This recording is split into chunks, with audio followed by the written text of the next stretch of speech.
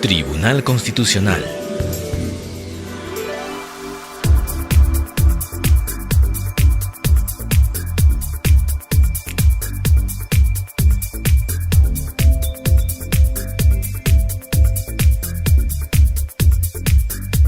Buenos días, de pie por favor. Audiencia pública de la primera sala del Tribunal Constitucional, Lima, 29 de marzo del 2012, presidida por el magistrado señor Óscar Urbiola Jani e integrada por los magistrados señores Juan Vergara Botelli y Fernando Calle Jayén. Secretaria de sala, doctora Janet Otárola. Muy buenos días. Síganse tomar asiento. Damos inicio a la audiencia de sala 1 programada para la fecha. Señorita relatora, sígase dar cuenta de las causas. Señor presidente, señores magistrados, muy buenos días. A continuación daré lectura de las causas programadas para el día de hoy y en las cuales se ha solicitado informe oral. Causa número 1, expediente 172-2012, proceso de cumplimiento, seguido por Santiago Eduardo Carrillo Ruiz contra el Ministerio de Justicia. Señor presidente, solicita el uso de la palabra por la parte demandada, la abogada Doris Virginia Sosnávar Calero, por la Procuraduría Pública del Ministerio de Justicia.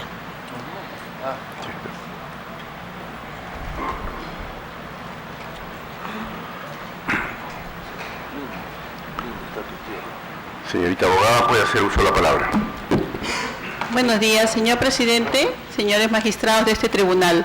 Viene en recurso de agravio constitucional el recurso interpuesto por la parte actora contra la sentencia de vista emitida por la Quinta Sala Civil, que revocando la sentencia de primera instancia declara improcedente la demanda. Son dos cuestiones puntuales que fundamentan el recurso de agravio constitucional interpuesto. Primero, señala el accionante de que se ha afectado su derecho a la función jurisdiccional porque se está contraviniendo la cosa decidida. Y segundo, señala en el agravio también de que se está afectando su derecho respecto al percibir su pensión de cesantía, lo cual consideramos de que no se ajusta a la ley por las consideraciones que a continuación expongo. Respecto a la acción que está pretendiendo es el cumplimiento de la resolución directoral 030-2002 OGA-OPE, emitida por mi representada para efectos de que se cumpla, de que se reconozca el pago del bono considerado en el decreto de urgencia 181-2001 EF, el cual fue otorgado para los magistrados por ejercer la actividad jurisdiccional en actividad. Sin embargo, muy acertadamente la sala ha considerado efectivamente de que este bono no le corresponde a la parte actora. ¿Por qué? Porque este bono ha sido otorgado para todos aquellos magistrados que ejercen la actividad judicial y para aquellos aquellos fiscales que están ejerciendo la función fiscal en actividad. Y así lo ha sido considerado ya en anteriores jurisprudencias por este tribunal al señalar de que el bono por función jurisdiccional no es computable para remuneraciones y tampoco para efectos pensionarios. De otro lado, respecto a lo alegado por la cosa decidida, es de señalar de que la sala, al emitir la sentencia, efectivamente ha considerado de que cuando un acto administrativo no solamente basta que cumpla con las condiciones mínimas establecidas en la sentencia 168-2005 por este tribunal, sino además tiene que revisar como órgano de control jurídico, como órgano de control constitucional, tiene que revisar si efectivamente este acto administrativo se halla acorde al ordenamiento jurídico, y así lo ha establecido, de que este acto administrativo no solamente es suficiente el que presumir una presunción de validez, sino de que tiene que analizar si este acto administrativo es acorde al ordenamiento jurídico, y ha señalado que no es acorde porque ese bono no le corresponde al actor, y esto también ha sido ya establecido en la sentencia por este tribunal 102-2007, donde señala de que cuando un acto administrativo carece de validez, no puede reconocerse un derecho de que se está pretendiendo se cumpla en un proceso de cumplimiento. Por estas consideraciones señalamos de que se desestime el recurso de agravio constitucional y se confirme la apelada. Vista la causa, al voto. Causa número 7, expediente 216-2012, proceso de amparo, seguido por Aurelio Crisóstomo Malma contra la ONP. Señor presidente, solicita el uso de la palabra por la parte demandada la abogada Natalia Lisset Talledo Avilés, quien solicita acumulación para efectos de informe con la causa número 76. Buenos días, señor. Se acumulan las causas para efectos del informe oral. Señorita abogada, puede hacer uso de la palabra. En el presente caso del demandante Crisóstomo Malma Aurelio interpone recurso de agravio constitucional contra la sentencia de vista que confirma y declara fundada la excepción de cosa juzgada. Por lo tanto, nulo todo lo actuado y por concluido el proceso. Como sabemos, la excepción de cosa juzgada supone la existencia de un proceso que ha terminado con decisión firme mediante sentencia o laudo arbitral. En el presente caso se ha configurado las tres identidades necesarias, ¿no? Identidad de las partes, identidad de la pretensión e identidad del interés para obrar.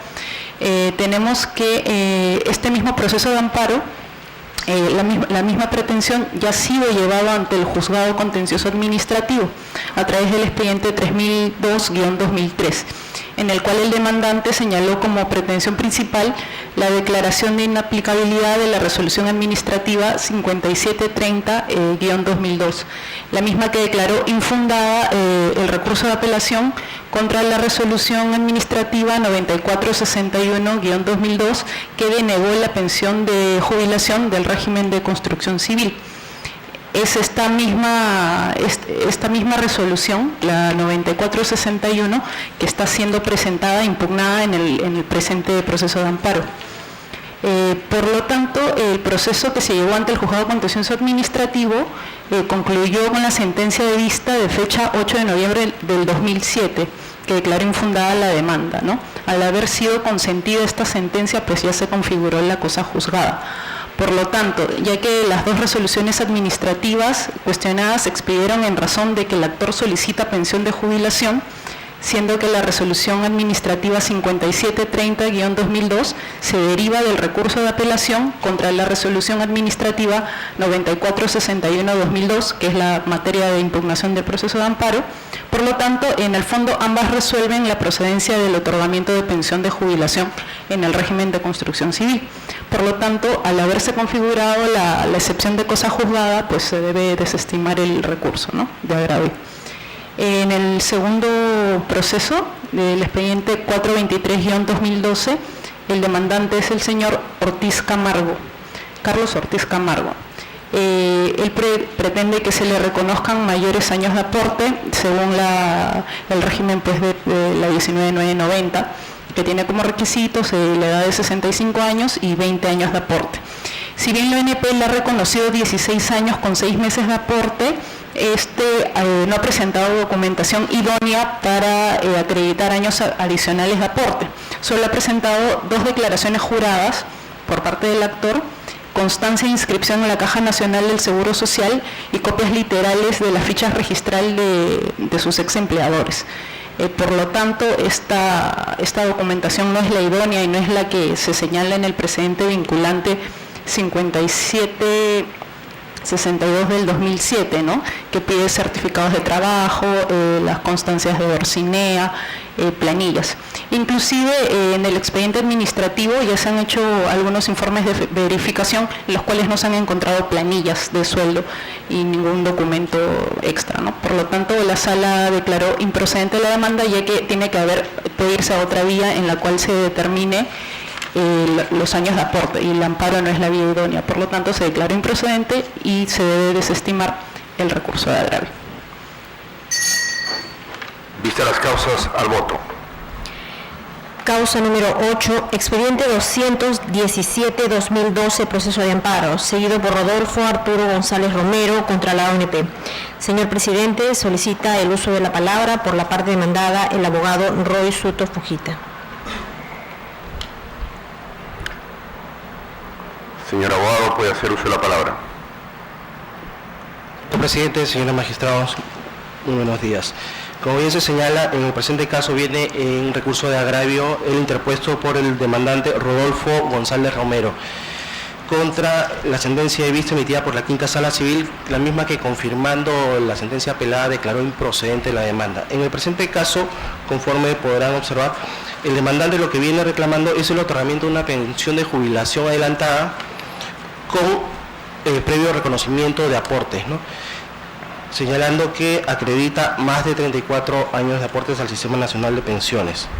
Sin embargo, conforme ha sido verificado tanto en primera como en segunda instancia judicial, el demandante pretende acreditar estos aportes basados únicamente y exclusivamente en certificados de trabajo. Si bien están en copia certificada, consideramos que tanto el juzgado como la sala han aplicado correctamente el precedente vinculante 4762 del año 2007, proceso de amparo, en el sentido de haber verificado que si bien estos certificados de trabajo obran en copias certificadas, no se ha podido acreditar la representatividad de aquellos que estarían firmando como supuestos representantes o apoderados de las empresas que emitieron los certificados de trabajo.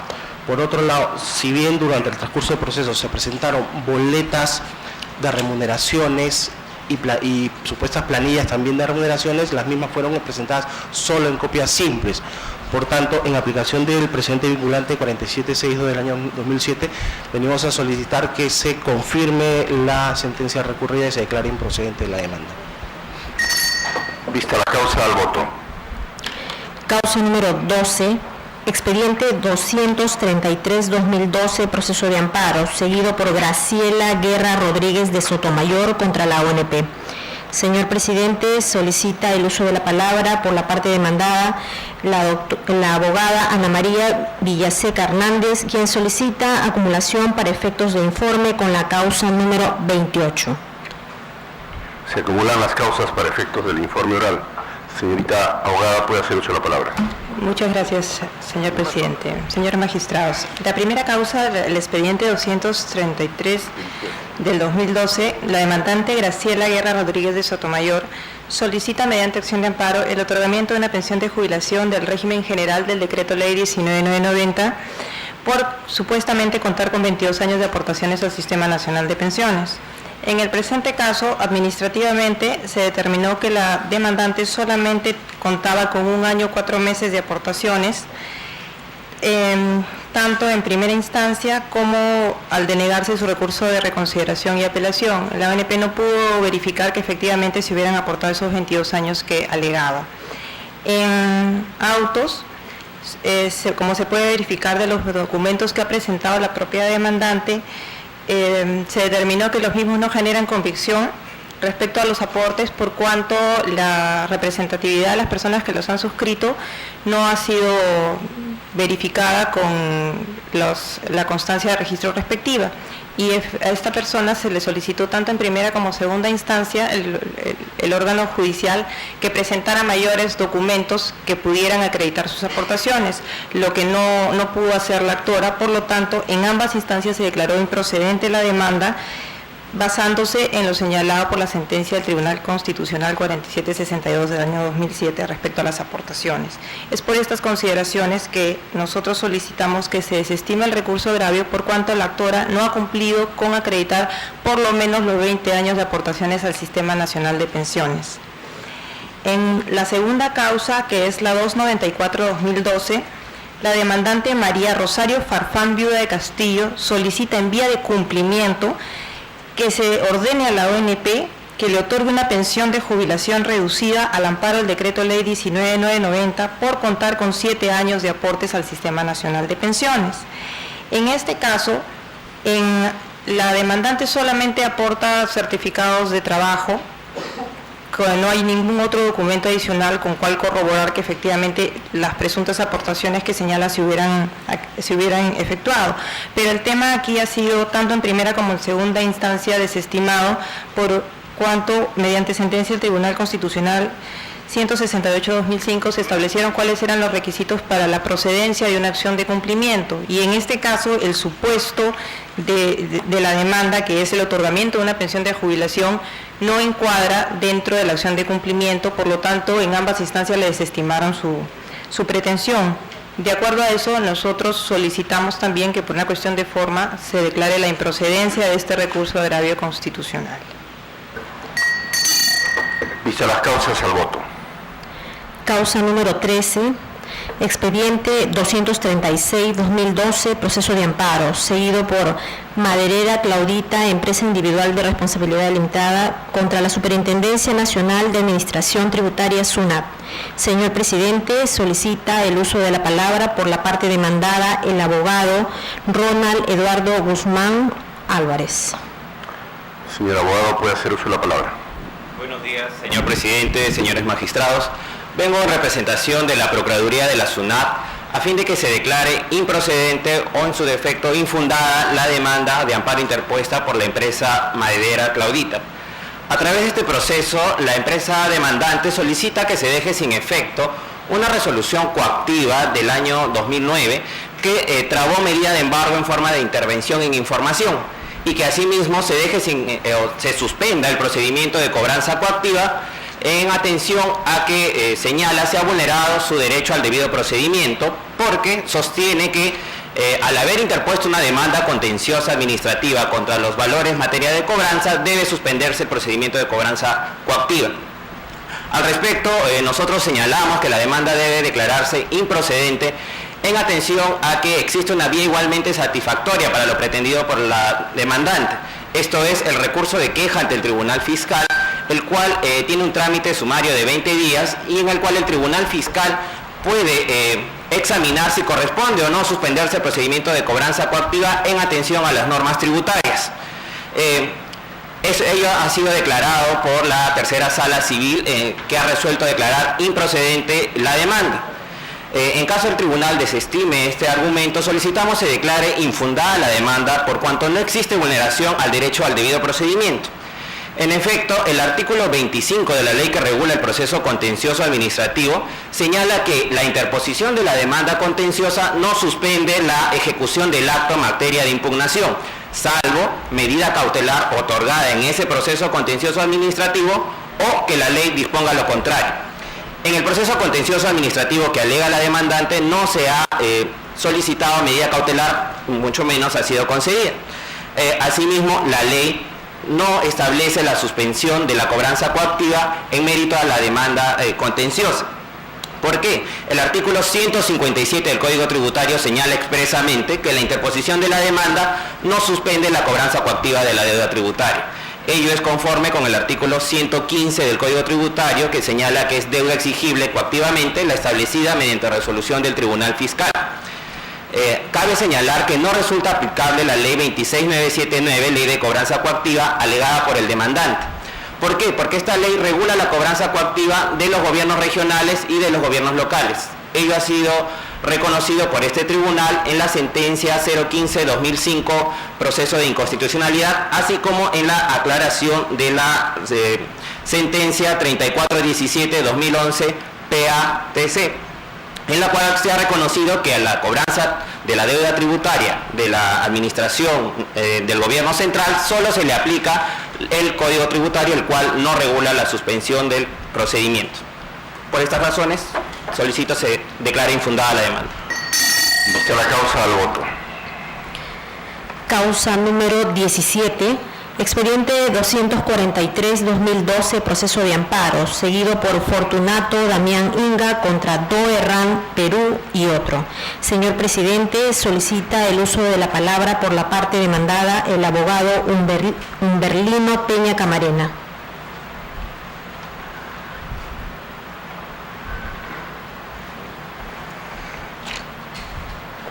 Señor abogado, puede hacer uso de la palabra. Muchas gracias. Señor presidente, señores vocales. Vengo en representación de la empresa Dogan Perú para pedir de que se confirme la improcedencia de esta demanda de amparo, por las razones siguientes. En primer lugar, se percibe que no ha habido ninguna vulneración de ningún derecho constitucional, ni específicamente el derecho al trabajo. Por eso es que tanto la primera instancia cuanto la segunda instancia en sede constitucional han declarado improcedente esta demanda. Entre otras cosas muy genéricas, queremos mencionar de que la empresa Dogan suscribió un contrato de locación de servicios basado en la legislación pertinente sobre la tercerización para servicios complementarios, para servicios que no son de calidad permanente. Sin embargo, el demandante, señor Fortunato Damián Inga, cuando concluyó su relación laboral con su empleadora, Servicios San Juan, optó por demandar diciendo que había sido víctima de un despido arbitrario, fraudulento y otros argumentos más, ¿no?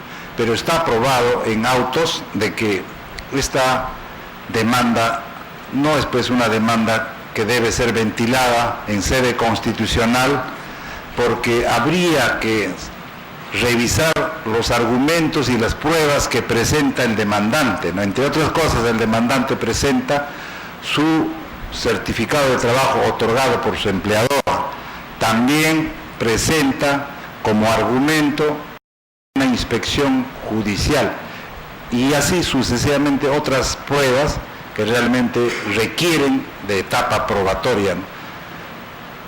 Pero felizmente abona a nuestro favor de que varios juzgados, varias salas civiles de Lima y este mismo honorable Tribunal Constitucional han emitido en demandas similares, ¿no? Por ejemplo, la demandante Alicia Felipe Blanco Sánchez en el expediente 056-35/2009, con el mismo motivo y materia que este tribunal ha declarado improcedente. También tenemos otro del señor Moisés Vicuña Guamalí, expediente 00158/2010, que también este tribunal ha declarado improcedente.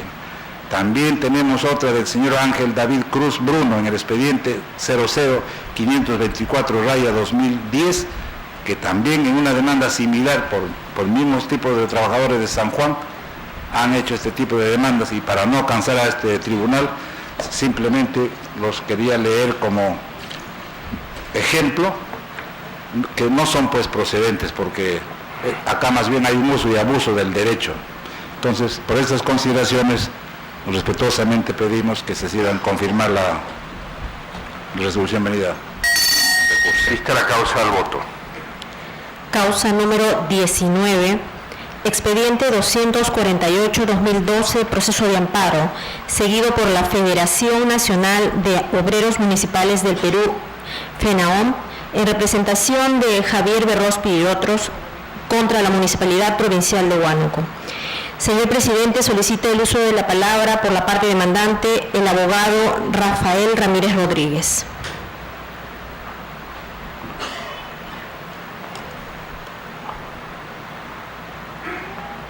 Señor abogado, puede hacer uso de la palabra.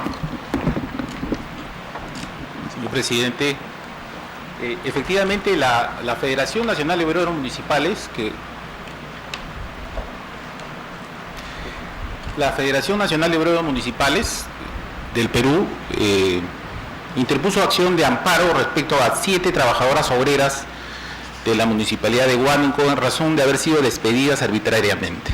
Sin embargo, la sentencia, digamos, tanto de primera como de segunda instancia, vienen declarando improcedente esta demanda porque afirman no se ha acreditado debidamente el vínculo laboral. Sin embargo, señor presidente, corren autos, declaraciones no solamente de los propios trabajadores, sino declaraciones juradas de vecinos y una serie de medios probatorios como fotografías, etcétera, incluso la visita inspectiva, el resumen de la visita inspectiva del inspector de trabajo de Huánuco, que estableció, de acuerdo a sus facultades, la existencia de este vínculo laboral y dispuso la sanción a la municipalidad de Huánuco, provincial de Huánuco, con una serie de multas por no haber incluido en planillas y no haber dado cumplimiento pues a las disposiciones legales que establece la ley. Sin embargo, tanto el juez de primera instancia como el de la sala superior señalan de que estos medios probatorios, que son documentos, en este caso la visita inspectiva y el informe efectuado por el Ministerio de Trabajo, que son documentos que contienen una veracidad, son documentos de fecha cierta, que acreditan indudablemente que el inspector de trabajo en ejercicio de sus funciones acreditó la existencia de este vínculo laboral. Sin embargo, los magistrados no han dado mérito a estos documentos. Más aún, como quiera que estas sentencias han sido renovados en sus actos procesales, porque en una primera instancia también fue declarada nula la sentencia de primera instancia, el colegiado de la sala de Huánuco señaló de que cómo es posible si el propio municipio de Huánuco señalaba en una carta posterior al cese, reconociendo la existencia de vínculo laboral, por lo menos de una señora Daza, ¿no? Bailón Daza Hilda, y lo dice expresamente, ¿cómo es posible que no se haya merituado, digamos, este valor probatorio y dispuso que se quede nula la sentencia? Sin embargo, al renovar este acto procesal, el juzgado, sin merituar esta situación jurídica, simplemente soslayó la existencia de vínculo laboral. Señor presidente, en autos, y me quiero referir fundamentalmente al aspecto procesal, por lo siguiente, porque en autos la demandada dedujo tacha contra una serie de documentos. Sin embargo, tanto en primera instancia como en segunda instancia, en ninguna de las sentencias se han pronunciado sobre estas tachas, que es esencial para poder descartar o no la validez de un documento, o en todo caso de la veracidad de los hechos. El principio de primacía de la realidad, señor presidente, que tantas veces se ha aplicado por el Tribunal Constitucional y por la magistratura ordinaria, no solamente implica acreditar con pruebas, digamos, como la boleta de pago, los documentos, la tarjeta de ingreso y salida, sino con otros medios, digamos, que puedan llevar a la convicción al juzgador a establecer que efectivamente, como en el caso de autos, con una serie de documentos, fotografías, etcétera, y especialmente con el acta de visita inspectiva, que ha existido vínculo laboral. Señor abogado, ¿cuántos trabajadores están involucrados en esta? Son 7 trabajadoras, todas mujeres, digamos, que son madre y padre de sus hijos, y han trabajado en el área de limpieza pública y parques y jardines. Limpieza pública, todos. Sí, parques y jardines esencialmente, sí. Continúe, señor. Vuelvo a reiterar, señor presidente, la función realizada por estos trabajadores eran labores de funcionamiento propia de la entidad. Sin embargo, la demandada municipalidad, habilidosamente, en todo caso fraudulentamente, ha señalado de que estas personas no tenían la condición de trabajadoras. Por el contrario, señala de que simulando la existencia de un contrato de servicios, no administrativos de servicios, sino de servicios, se han presentado documentos comprobantes de pago, con los cuales, en representación de todas las trabajadoras, una de ellas cobraba, y como eso pretende evidenciar, digamos, la falta de pago de las remuneraciones y falta de elemento de pago de la remuneración, digamos, ¿no? Como el elemento esencial para el contrato de trabajo, sino que este hecho por sí solo evidencia el acto de que sí percibían remuneraciones, y además que el acto fraudulento, digamos, de haber contratado a estas trabajadoras por otros medios que no son los legales. Por esta consideración consideramos que está acreditado debidamente el derecho a trabajo vulnerado, y solicitamos se sirva declarar nula la sentencia venida en grado de afecto, que se remueve el acto procesal por el superior, por el llamado, y se pueda evaluar los medios probatorios en un debido proceso. Muchas gracias. Vista la causa, al voto. Causa número 23. Expediente 276-2012, proceso de amparo, seguido por Teotista López, viuda de Guerrero, contra la ONP. Señor presidente, solicita el uso de la palabra por la parte demandada el abogado José Polo Guevara, quien solicita acumulación para efectos de informe con las siguientes causas. Causa número 45, expediente 355-2012, proceso de amparo. Causa número 50, expediente 369-2012, proceso de amparo. Causa número 67, expediente 399-2012, proceso de amparo. Y la causa número 72, expediente 406-2012, proceso de amparo. Se acumulan las causas para efectos de informe oral. Puede hacer uso de la palabra, señor. Señor presidente, señores magistrados, en relación a la causa 276-2012, seguida por la señora Teotista López Villa de Guerrero, viene en recurso de agravio constitucional la sentencia de vista expedida por la Sala de Derecho Constitucional de Chiclayo. En el presente proceso, la pretensión en materia de demanda es el reajuste de la pensión de jubilación de la demandante de acuerdo a la Ley 23.908. Conforme a vuestro colegiado ya establecido en el precedente de observancia obligatoria 5189-2005, el reajuste previsto por la Ley 23.908 estuvo vigente desde el 8 de septiembre del 84 hasta el 18 de diciembre del 92, en que entra en vigencia el decreto legislativo 25967. En el caso concreto de la demandante tenemos que mediante resolución administrativa del año 1988 se le otorgó una pensión inicial equivalente a 10.386.29 intis. A la fecha de la contingencia de la demandante, que era el 10 de julio de 1988, se encontraba vigente el sueldo mínimo regulado por el Decreto Supremo 01787-TR, que establecía este sueldo mínimo en un monto de 726 intis. Haciendo el reajuste de la pensión de acuerdo a la Ley 23.908, tenemos que la pensión mínima vigente a la fecha de su contingencia era 2.178 intis. Ahora bien, como ya se precisó en la resolución administrativa que le otorgó pensión de jubilación, esta era muy superior a la pensión mínima establecida por la Ley 23.908 a dicha fecha. En tal sentido, tenemos de que la demandante no ha acreditado la afectación de su derecho a una pensión mínima y por lo tanto no existe vulneración de derecho constitucional alguno en este proceso, por lo que solicitamos se sirva a confirmar la sentencia de en grado que declara improcedente la demanda. En relación a la causa 355-2012, seguida por el señor Ruperto Morales Cáritas, viene en recurso de agravio constitucional la sentencia de vista expedida por la primera Sala Civil de Ica que declara improcedente la demanda. Muy similar al caso anterior, lo que pretende este demandante es el reajuste de su pensión mínima de acuerdo a la Ley 23.908. Sin embargo, en este caso puntual, lo que solicita es que se le inaplique la resolución administrativa 94095 del año 2010, expedida en virtud del Decreto Supremo 150/2008, que autorizó a ONP la revisión de oficio de aquellos expedientes donde no se haya aplicado debidamente la Ley 23.908. En este caso concreto, mediante la resolución administrativa referida, la ONP reajustó la pensión mínima del actor a 36 nuevos soles, conforme lo establece la Ley 23.908 y el precedente de observancia obligatorio establecido por nuestro colegiado. Y la pensión actualizada fue reajustada a 415 nuevos soles. En tal sentido, no existe una afectación a la pensión mínima como alega el demandante.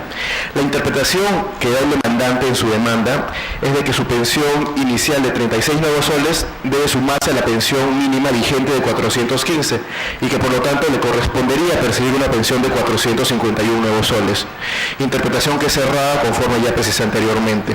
En tal sentido, no habiendo acreditado el demandante la afectación de su derecho a la pensión mínima y no existiendo vulneración de derecho constitucional alguno, solicitamos así a confirmar la sentencia venida en grado que declara improcedente la demanda. En relación a la causa 369-2012, seguida por el señor José Cabrera Guevara, viene en recurso de agravio constitucional la sentencia de vista expedida por la primera Sala Civil de Trujillo que declara infundada la demanda. En este caso concreto, el demandante lo que solicita es el otorgamiento de pensión de jubilación en el régimen de construcción civil regulado por el Decreto Supremo 018-82-TR. En sede administrativa se le denegó su pretensión de otorgamiento de pensión de jubilación en la modalidad de construcción civil por cuanto únicamente acreditaba 12 años de aportes, no cumpliendo con el requisito establecido por la norma de 15 años en la modalidad efectiva de trabajador de construcción civil. Ahora bien, en sede judicial, los documentos que presenta el demandante para acreditar supuestamente el cumplimiento del requisito de 15 años de aportes son 4 certificados de trabajo en copia simple. Conforme nuestro colegiado ya establecido en el precedente de observancia obligatoria 4762-2009, el órgano jurisdiccional debe valorar en conjunto probatorios presentados por las partes. Y en el caso específico de los certificados de trabajo ya ha quedado claramente establecido que en principio acreditan la relación laboral de manera fehaciente cuando hayan sido expedidos en copia certificada, cuando se haya acreditado debidamente las facultades de representación de quien lo expide y cuando se tenga certeza fehaciente de la relación laboral que invocan. En este caso concreto, a los órganos jurisdiccionales, los certificados de trabajo en copia simple adjuntados no generan convicción. En tal sentido, solicitamos se confirme la sentencia de venido en grado que declara infundada la demanda. En relación a la causa 399-2012, seguida por el señor Héctor Bazán Lozano, viene en recurso de agravio constitucional la sentencia de vista expedida por la Segunda Sala Civil de Lima, que declara improcedente la demanda. En lo que persigue este demandante es que se le otorgue una pensión de jubilación general de acuerdo al decreto legislativo 25967. En tal sentido, tiene que acreditar fehacientemente el cumplimiento de 2 requisitos, 65 años de edad y 20 años de aportes. En sede administrativa, mediante resolución administrativa 1210-2010, se le denegó el otorgamiento de pensión de jubilación por cuanto únicamente había acreditado 15 años, 11 meses de aportaciones. En el presente proceso, para acreditar los supuestos 20 años de aportes que dice haber realizado, adjunta 2 certificados de trabajo, uno expedido por Construcciones Metálicas y otro expedido por el Ministerio de Transportes y Comunicaciones. Al respecto, como los órganos jurisdiccionales que antecedieron a causa ya establecieron, dichos certificados de trabajo acreditan periodos de aportes que ya han sido debidamente reconocidos por la ONP. En el caso concreto del demandante, el periodo de aporte no reconocido por la ONP corresponde a su ex empleador Maderera Santa Luisa. Respecto a este supuesto ex empleador, el demandante no ha adjuntado medio probatorio alguno que acredite dicha relación laboral. En tal sentido, siguiendo los lineamientos del precedente de observancia obligatoria 4762-2007 y haciendo una valoración en conjunto de los medios probatorios adjuntados por el demandante, no genera convicción de la relación laboral con este ex empleador y por lo tanto no corresponde reconocer años de aporte. En tal sentido, al no existir violación de derecho constitucional alguno, solicito se sirva a confirmar la sentencia de venido en grado que declara improcedente la demanda. En relación a la causa 406-2012, seguida por el señor Manuel Yacolca Yepes, viene en recurso de agravio la sentencia de vista expedida por la Primera Sala Civil de Lima, que declara improcedente la demanda. En este proceso lo que persigue el demandante es el recálculo de la renta vitalicia que le ha sido otorgada en el año 1982. Se le otorgó esta renta vitalicia mediante resolución administrativa 983 y al haber acreditado una incapacidad de 60%. El demandante solicita el reajuste de esta renta vitalicia otorgada porque argumenta de que su incapacidad se ha visto incrementada. Ahora bien, como medios probatorios para acreditar el supuesto incremento de su incapacidad, presenta 2. Una resolución administrativa del año 84, en donde se le reconoce efectivamente 60% de incapacidad, y un dictamen médico del año 2004, en donde se le reconoce 50% de incapacidad. Conforme se aprecia de ambos documentos probatorios adjuntados por el demandante, la incapacidad que se le reconoce no es mayor al 60% que ya le fue reconocido por la entidad administrativa al reconocerle su renta vitalicia. En tal sentido, no acredita la vulneración de derecho constitucional alguno porque ese 60% de incapacidad ya le fue debidamente reconocido y ya se le otorgó debidamente la prestación de renta vitalicia. En tal sentido, al no haber acreditado debidamente la pretensión material de la demanda, solicitamos se sirva a confirmar la sentencia de venido en grado que declara improcedente la demanda. Vistas las causas, al voto. Causa número 34, expediente 311-2012, proceso de amparo, seguido por Nuestra Señora del Perpetuo Socorro contra los jueces superiores de la Primera Sala Laboral de la Corte Superior de Justicia de la Libertad y otra. Señor presidente, solicita el uso de la palabra por la parte demandante el abogado Boris Sebastiani Araujo. Señor abogado, puede hacer uso de la palabra. Buenos días, señores magistrados. Vengo de Trujillo me convoca a un proceso de amparo interpuesto por un colegio particular que está pidiendo el respeto a un debido proceso, el respeto a una motivación y el respeto a reglas claras de juego en materia laboral. Hay una casación, a través del presente amparo, no pienso pedir que se reemplace a un recurso de casación, porque sé que el amparo tiene como finalidad corregir excesos, corregir actos que agreden a la Constitución Política del Estado.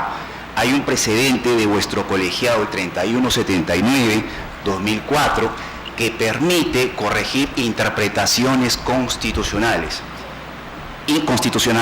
Y yo quisiera hacer hincapié en este tema porque el demandado, al momento de ejercer su contradicción, trata de hacer entender de que yo pretendo, ¿no?, a través de esta acción de amparo, suplir un recurso de casación a través de este proceso de amparo.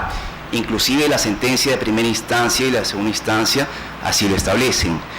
Pero justamente hay un precedente, ¿no?, también de vuestro Tribunal Constitucional en el expediente 4295-2007-habeas corpus, el famoso caso Villamoja, que establece pautas para interponer amparos cuando hay fallos judiciales que provienen de procesos irregulares, y una de esas modalidades se refiere a la falta de motivación interna por la existencia de una inferencia inválida.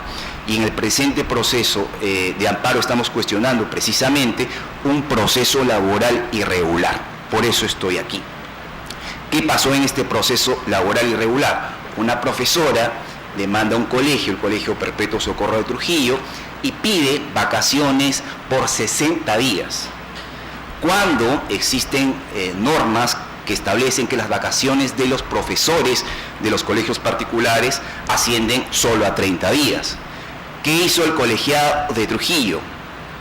Lo que hizo fue darle vacaciones por 60 días aplicando extensivamente normas de régimen laboral público, porque en efecto en la ley de la carrera pública del profesorado se establece que estos docentes tienen acceso a 60 días. Entonces, acá justamente nace la inferencia inválida, porque el artículo 6 del decreto legislativo 882 señala que el personal docente de los colegios particulares se rigen exclusivamente por las normas de régimen laboral público. Entonces, lo que ha hecho el colegiado es decir... ¿Perdón? Las del sector privado... se ciñen expresamente por las normas del régimen laboral privado. En efecto, es así. Entonces, ¿qué ha pasado? Que el colegiado de Trujillo ha señalado de que este término exclusivamente no significa exclusivamente, sino de que es una situación en la que hay una presencia de una norma que tiene que ser concatenada con otra. Dicen que esta norma es de promoción, que no es una norma laboral, y en realidad hay una inexactitud porque la 882 tiene un artículo laboral que es el artículo 6, y es más, hay normas de promoción que contienen artículos laborales como la ley agraria, la ley 27360 y la ley de MIPES, que también tiene artículos laborales. Entonces no es exacto. Lo que ellos dicen, como es una norma de promoción, aplico la norma especial que es la norma del régimen del profesor público. Entonces esa situación genera una inferencia inválida. Ellos dicen que pueden aplicar extensivamente las normas de régimen laboral público al profesor privado, sin embargo no citan una norma remisiva expresa o implícita. También dicen que hay una remisión expresa por un artículo del reglamento de la ley de descansos remunerados que establece que la oportunidad de las vacaciones para ellos es duración, pero el verbo o la palabra es oportunidad, no es lo mismo, pero ellos dicen oportunidad significa duración. ¿Por qué el término es importante? Porque en el reglamento de la ley de vacaciones se establece pues que acciones del profesor de régimen privado tienen una excepción, porque los profesores de régimen privado no pueden tener vacaciones en cualquier momento del año, solo las pueden tener cuando termina el año escolar, ¿no? Entonces en ese aspecto sí se parece al régimen laboral público, pero la duración definitivamente no es la misma. La inferencia es inválida también porque señalan que a igual razón, igual derecho. Ellos dicen, el profesor del régimen laboral público, ¿no?, implica una situación tan igual como la del profesor de régimen laboral privado. No es así, porque, por ejemplo, los métodos de acceso al profesorado público implica un concurso. El sistema remunerativo es muy diferente al sistema remunerativo privado. Inclusive la desvinculación en la 276 hay reposición, no hay ida. En un régimen privado sí hay ida. Entonces no es lo mismo. No hay ningún considerando en la sentencia que contiene esta interpretación inconstitucional que contenga un cotejo, un test comparativo que permita afirmar que en efecto son iguales, ¿no? Entonces, inclusive en la contestación hay contradicciones. Yo quisiera precisar que en el numeral 4 de la contestación de la demanda se señala que ellos no han aplicado norma más favorable, ¿no?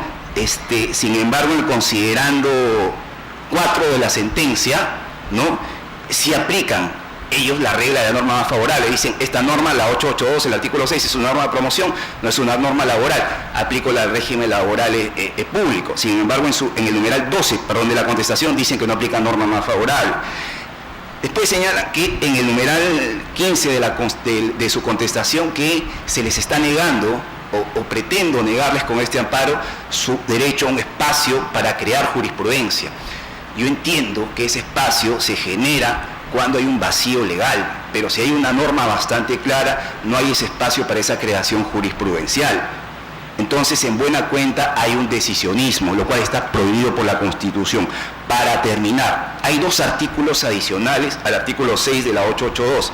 El artículo 61 de la Ley General de Educación establece que los docentes de los colegios particulares se rigen por el régimen laboral privado, y el artículo 31 del reglamento de las instituciones privadas educativas señala lo mismo, que los docentes están sujetos exclusivamente, y ahí reitera la palabra exclusivamente, a las normas del régimen laboral privado.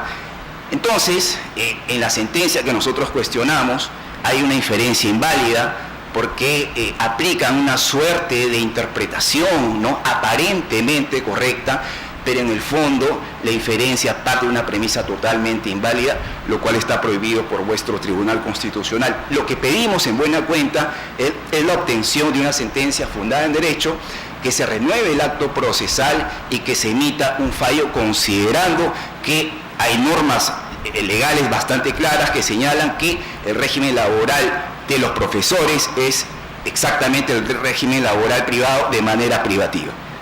Por eso pedimos que en su momento se valore lo expuesto y se declare fundada la demanda.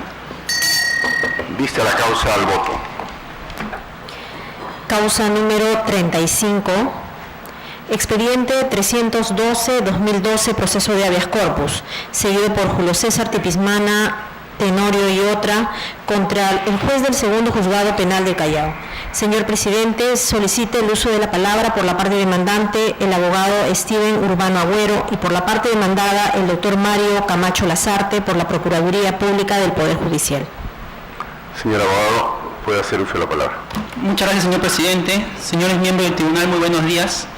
Por el presente habeas corpus estamos cuestionando la constitucionalidad de la autoapertura de instrucción, en virtud del cual se abre instrucción penal contra la sociedad conyugal a la que patrocino y otra sociedad conyugal por los delitos de estelionato y falsedad ideológica. Nuestra defensa se centra principalmente en la motivación de esta resolución, que consideramos deficiente o defectuosa, por 2 aspectos. El primer aspecto tiene que ver con el tema del principio de imputación necesaria. Sucede que al ser dos delitos los imputados a mis patrocinados, el juez en su resolución se propuso explicar cómo se configuraban ambos delitos en los hechos. Sin embargo, en el auto apertura de instrucción solamente se describe uno, que es la primera imputación. Sin embargo, la segunda imputación, referido al delito de falsedad ideológica, no se menciona nada. Sin embargo, el juez Acún al respecto refiere que solamente es un error de carácter tipográfico. ¿Por qué? Porque en vez de decir en la resolución cuestionada primera imputación, solamente debió decir primero imputación. Pero si eso fuese así, también los demás apartados dirían segundo, fundamentación jurídica, tercero, medida de coerción penal, y ello no es así, lo cual esa argumentación carece de base objetiva. La Sala Superior también se pronuncia al respecto, diciendo que en el auto de apertura de instrucción están descritos todos los hechos y no se requiere una exhaustividad en la motivación. Sin embargo, la defensa considera que debe haber un mínimo indispensable para considerar que una decisión está debidamente justificada. En el caso del auto de apertura de instrucción, si por ejemplo se imputa a una persona el delito de homicidio, se debió explicar en qué consiste el acto de homicida. Si es un delito de lesiones, en qué consiste el acto de lesiones. En este caso, si es un delito de falsedad ideológica, se debió explicar en qué consiste la falsedad. Sin embargo, en la motivación no hablan nada al respecto. El segundo cuestionamiento de la motivación de la resolución de auto de apertura de instrucción estriba en el hecho de la fundamentación jurídica. Solamente se han notado las normas penales o los tipos penales que serían aplicables al caso. Sin embargo, no se da una explicación de cómo en los hechos se encuadran cada tipo penal.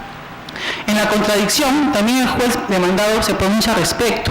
Él, aparte de realizar dos cuestionamientos de forma sobre lo improcedente de esta demanda, por considerar que hay vías previas, hay vías igualmente satisfactorias que no son aplicables al habeas corpus, sin embargo señala que sí está debidamente motivado el extremo del auto petróleo referido a la falsedad ideológica y explica por qué en su consideración se configura esa imputación. Sin embargo, esa explicación no está en el auto de apertura de instrucción.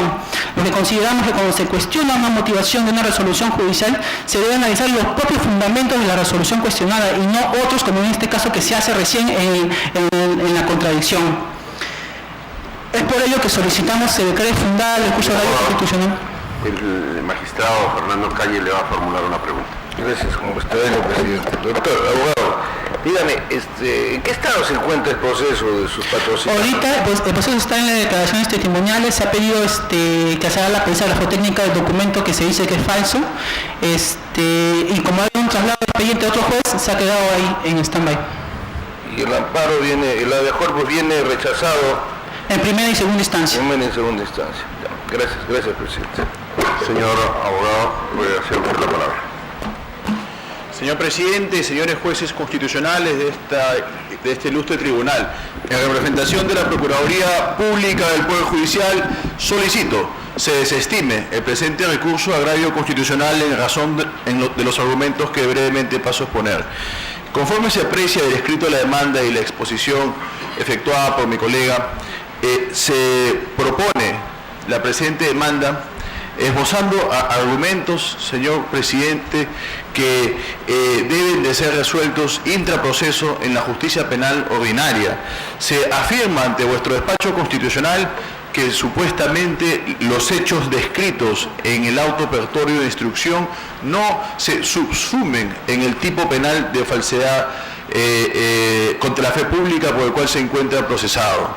Siendo así que nuestro ordenamiento procesal señala cuáles son los mecanismos de defensa que deben de ser ejercitados intraproceso, como es la excepción de naturaleza de acción, ante la cual el magistrado emplazado emitirá un pronunciamiento, el cual, si es adverso a los intereses de la parte accionante, puede ser impugnado dentro del proceso, la cual será pasible de un pronunciamiento por el superior jerárquico, tal y como vuestro ilustre tribunal lo ha decantado en la sentencia de Magali Medina Vela con respecto a la impugnación y la firmeza de las resoluciones.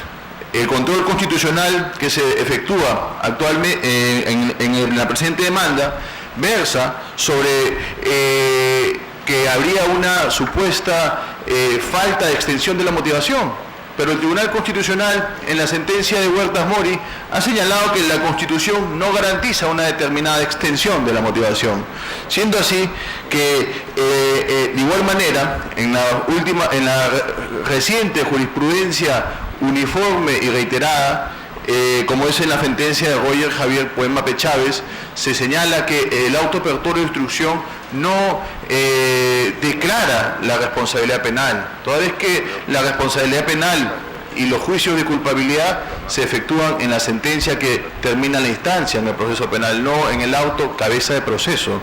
Es por ello que se debe de observar que la presente demanda ha sido formulada en la cual tiene una real pretensión, la cual es que se efectúe una intromisión por parte de la justicia constitucional a la jurisdicción penal ordinaria. Es en virtud de lo puesto, señor presidente, que solicito se desestime el presente recurso de agravio constitucional, se declare improcedente la presente demanda. Brevemente, señor abogado. Muchas gracias. No es la primera vez que se habla de la posibilidad de haber interpuesto una excepción de naturaleza de adopción. Sin embargo, yo en anteriores instancias he referido que para que proceda ese intento de excepción de naturaleza de adopción requiere un juicio de tipicidad, y la tipicidad requiere previamente los hechos, y los hechos se subsumen en el tipo penal que se ha invocado. Sin embargo, en la resolución cuestionada solamente tengo el tipo, falsedad ideológica, pero no tengo los hechos porque no se ha descrito en el auto de apertura de instrucción en qué consiste la falsedad. Si tuviera esos hechos, de ahí podría cuestionar si configuran o no los tipos penales, perjuicio a terceros, falta de veracidad o autenticidad en el documento. Eso carece el auto de apertura de instrucción. Estas deficiencias en el auto de apertura de instrucción han motivado que sea una instrucción contra dos personas justas y honestas por el solo hecho de haber adquirido un bien que se encuentra ocupado por tercero. Es decir, al juez penal no le importó demostrar si hay a sabiendas que era ajeno, no le importó tampoco demostrar si es que al adquirir el inmueble se encontraba inscrito el nombre del coimputado que era el propietario del inmueble. Muchas gracias. Solamente para acotar que en el auto de apertura de instrucción se detalla claramente con respecto al delito de estelionato que efectivamente se ha enajenado un bien ajeno, lo cual se subsume en el tipo penal de estelionato, delito contra el patrimonio. Vista la causa, al voto. Causa número 36, expediente 316-2012, proceso de habeas corpus, seguido por Walter David Luque Chaña, en derecho propio y a favor de la persona con las siguientes iniciales ALLH, seguido contra la fiscal de la Tercera Fiscalía Provincial Mixta de San Juan del Lurigancho y otros. Señor presidente, solicita el uso de la palabra por la parte demandante el abogado Walter David Luque Chaña. Señor abogado, puede hacer uso de la palabra. Muchas gracias, señor presidente. En este acto quiero hacer presente que el señor que se encuentra aquí presente se ha acercado hacia mi persona y me ha dicho textualmente: tú tienes una hija. Prácticamente considero este hecho como una amenaza. ¿Por qué, señores? En el presente habeas corpus yo he hecho una denuncia contra el Estado por conspiración y por delitos de lesa humanidad. Y el Estado, señores magistrados, no quiere investigar. El 13 de octubre del 2009 he detallado pormenorizadamente en qué han consistido estos actos violatorios a la dignidad humana. Y el Estado, reitero, no quiere investigar. Es más, el Estado, en vez de investigar, considerando la teoría de la verticalidad y horizontalidad de los derechos humanos, ha tratado de minimizar la denuncia para reducirlo a un contexto de violencia familiar. Y no, este tema o los hechos no se trata de un caso concreto sobre violencia familiar. Se tratan de delitos muy graves. Muy graves son estos delitos. En este caso concreto, señores magistrados, se está vulnerando el derecho de indefensión. Porque si yo hago una denuncia al Estado y el Estado no quiere investigar, ¿a dónde voy? El Tribunal Constitucional pues tiene la potestad de controlar el ejercicio del poder arbitrario, abusivo, criminal. Entonces espero que se ejerza un adecuado control. También se está vulnerando el derecho de petición, porque yo pido un caso concreto y me dicen: no, este no es un tema sobre delitos de lesa humanidad, este es un tema sobre violencia familiar. También se vulnera el acceso a la tutela procesal efectiva porque se me está negando el acceso a la justicia. Se vulnera el artículo 1 y el artículo 44 de la Constitución Política del Estado. En este caso concreto, en el devenir de las investigaciones fiscales, cuando yo pido que se practiquen pericias médicas para garantizar la integridad personal de una menor de edad, las denunciadas han sustraído a la menor de edad para evitar las pericias en 2 investigaciones fiscales. En la primera investigación fiscal, el fiscal archivó. En la segunda, la fiscal comete delito de prevaricato. Denuncio a la Fiscalía Suprema y a la fecha no se pronuncia. el doctor Fernando Calle le va a formular una pregunta. Gracias, Juan Gastón, presidente. Usted viene a nosotros a decirnos que la Fiscalía no quiere investigar una denuncia suya. Así es. Pero acabo de escucharlo que hay un pronunciamiento ya de la Fiscalía anterior en que le rechaza o algo. ¿Tiene relación eso con su solicitud de investigación? No tiene ninguna relación. Les vuelvo a decir, yo denuncio hechos concretos de lesa humanidad, hechos concretos vergonzosos que suceden en un Estado de Derecho. Usted viene a representación por la referencia, parece una menor de edad, ¿no? Así es, y en el mío propio. Ya, y en el suyo propio. Pero ¿a qué denuncia se refiere usted que anteriormente la Fiscalía se ha pronunciado? Bien, con fecha 13 de octubre del 2009 yo hago la denuncia, solicito a la Fiscalía de la Nación que se nombre un comité especial de fiscales, etcétera, para investigar determinados delitos de lesa humanidad, etcétera, etcétera. Y la Fiscalía dice, no señor, esto no es lesa humanidad, no es conspiración contra usted, no es tortura, simplemente es violencia familiar. O sea, ese pronunciamiento de la Fiscalía, es sobre violencia familiar. Ya, pero de ese pronunciamiento de la Fiscalía, ¿hay un recurso de queja, algo suyo? Señor magistrado, en las dos investigaciones fiscales, las dos se han archivado. Pero entonces volvemos al tema.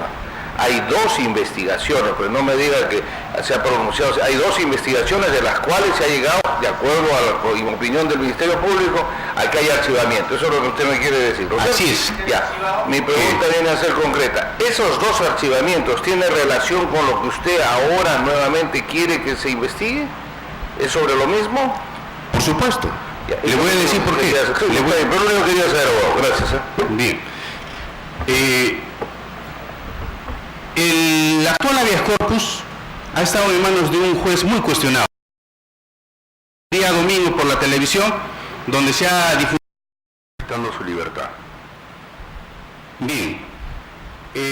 Lo que pasa es de que yo he denunciado concretamente de que el Estado había asignado a un agente de inteligencia para que se relacione con el suscrito,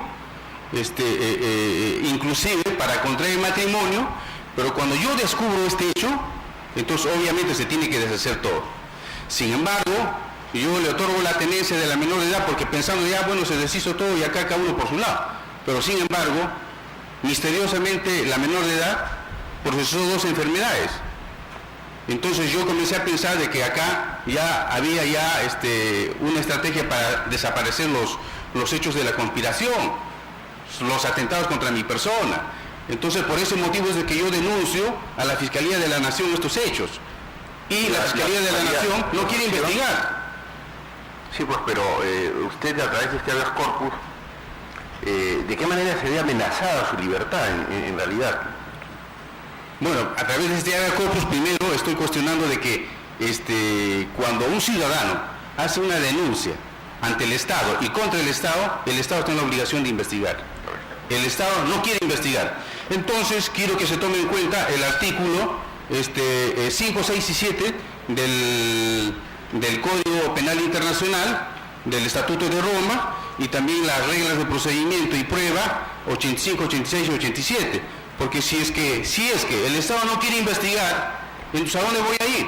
Bien, señor abogado. Bien, está claro. Bien, por estos fundamentos... Le voy a pedir que concreción, señor abogado, y finalice usted. Bien, por estos fundamentos, señores magistrados, también quiero que, para terminar, quiero que se tome en cuenta el precedente vinculante recaído en el expediente 1257 de 2005, en el caso del señor Benavides Morales. En este precedente vinculante, el Tribunal Constitucional, más allá de dar un concepto sobre la institución de la extradición, también hace un análisis por qué razones un Estado se ve obligado a recurrir a la extradición. Cuando un imputado se sustrae de la justicia y se esconde en otro país, que no es el suyo. Entonces, en este caso es algo similar. Las denunciadas se han sustraído a la menor de edad de dos investigaciones fiscales. Y ahora, inclusive dice, después de un año se aparece y dice, bueno, estoy dispuesta ahora a que mi hija pase por todos los exámenes. Es lo mismo, señor presidente, es lo mismo que cuando, digamos, un chofer ebrio atropella a una persona, luego rehuye, escapa para evadir el examen toxicológico y después de un año aparece y dice, señores, estoy dispuesto a que me tomen las pericias toxicológicas que vean por conveniente. Esto es algo híbrido. Por estos fundamentos, señores magistrados, pido que se revise adecuadamente este recurso de agravio constitucional y oportunamente se declare fundado. Muchas gracias. Vista la causa al voto. Causa número 42, expediente 341-2012, proceso de amparo, seguido por Manuel Jesús Orellana Cabrera contra la ONP. Señor presidente, solicita el uso de la palabra por la parte demandada el abogado Miguel Ángel Silva Bocanegra. Señor abogado, puede hacer uso de la palabra. Con su venia, señor presidente, señores magistrados. Bien, sobre el expediente 341, seguido por Manuel Orellana Cabrera, voy a brevemente narrar que mediante dictamen de una comisión médica se comprobó de que al demandante se le ha otorgado una pensión mediante una enfermedad distinta que ahora se ha comprobado con la última investigación médica. En este sentido, no se encuentra impedido el demandante a poder percibir una pensión igual a la que perciben, dado que no tiene un grado de incapacidad que se encuentre dificultado para poder seguir obteniendo, poder valiéndose de sus propios recursos.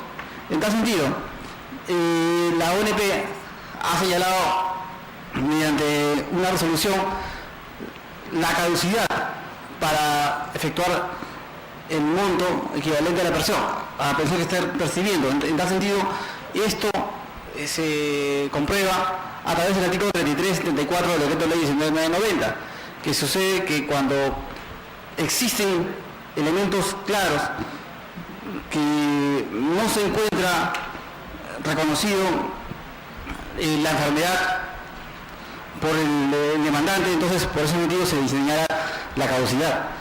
También hay una sentencia del Tribunal Constitucional, la 3328-2007, en donde el Supremo Tribunal, por las mismas causas, declara que es la ONP la entidad encargada de efectuar la caducidad de acuerdo a ley, y ello también es concordante con el artículo 32 de la Ley de Procedimiento Administrativo General, por su labor fiscalizadora. En tal sentido, es importante también tener en cuenta que cuando también el artículo 35 del decreto de ley 1990 indica que el demandante se encuentra renuente a que se le practiquen pruebas, también por ese motivo también puede suspenderse la medida. Y por estos factores se solicita que se declare infundada la demanda. Esta es la causa del voto. Causa número 43, expediente 344-2012, proceso de habeas corpus, seguido por Héctor Freddy López Capcha contra el fiscal de la 7ª Fiscalía Provincial Penal de Lima Norte y otro. Señor presidente, solicita el uso de la palabra, solicita informe sobre hechos, el demandante, el señor Héctor Freddy López Capcha.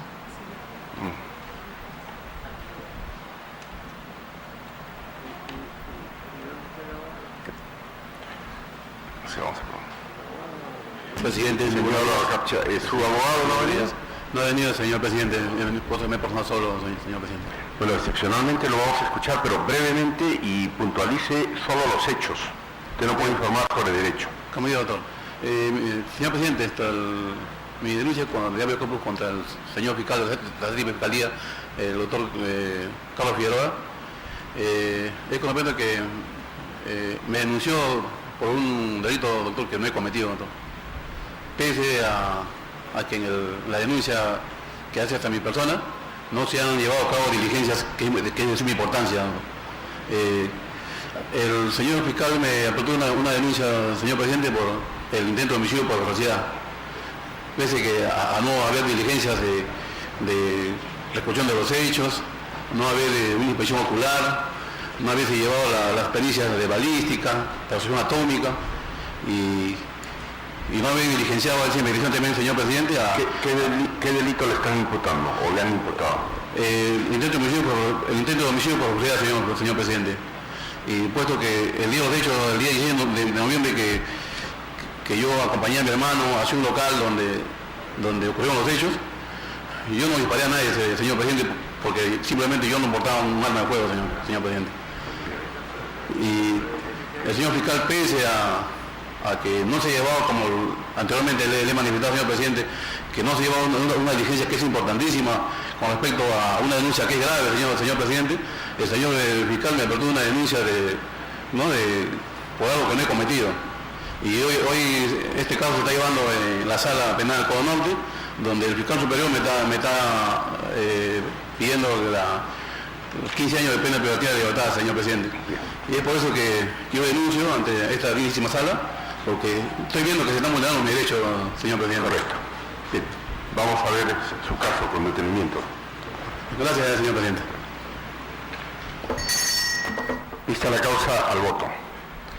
Causa número 47, expediente 364-2012, proceso de amparo, seguido por Wilfredo Humberto Zapata Lobatón contra Repsol YPF Comercial del Perú S.A. Señor presidente, solicita el uso de la palabra por la parte demandante la abogada Nora Amelia Carrión Castillo. Señora abogada, puede hacer uso de la palabra.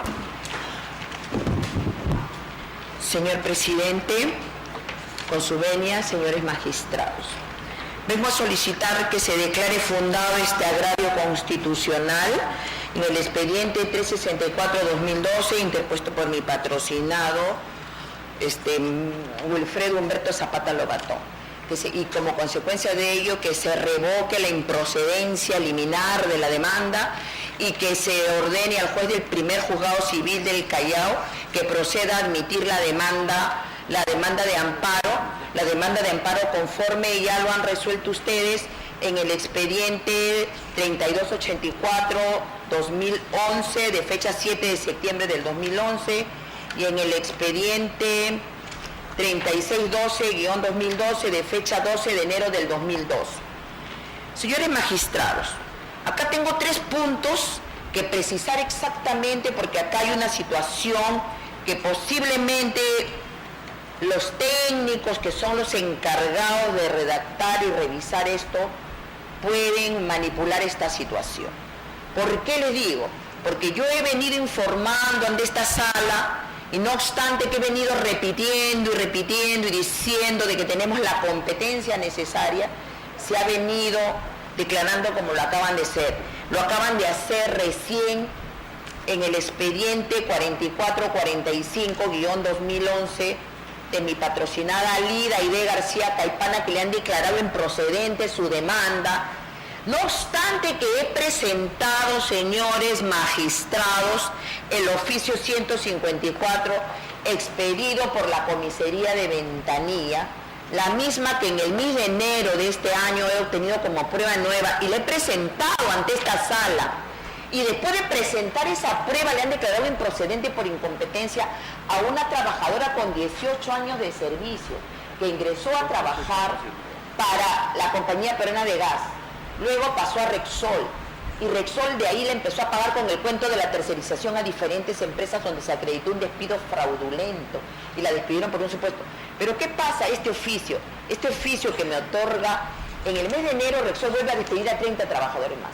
Y como han dicho que no tiene competencia la Corte del Callao porque corresponde a Ventanilla, me voy a la comisaría de Ventanilla a efectuar la constatación de los nuevos despidos. ¿Qué me dice el comisario? Doctora, yo no puedo hacer constataciones en Refinería La Pampilla porque no tengo competencia. Porque mi competencia solo llega hasta el asentamiento humano Angamos, que es antes de Refinería La Pampilla. Después del cementerio Baquijano y Carrillo 2 para atrás, todo eso pertenece a Márquez Callao, eso es Callao.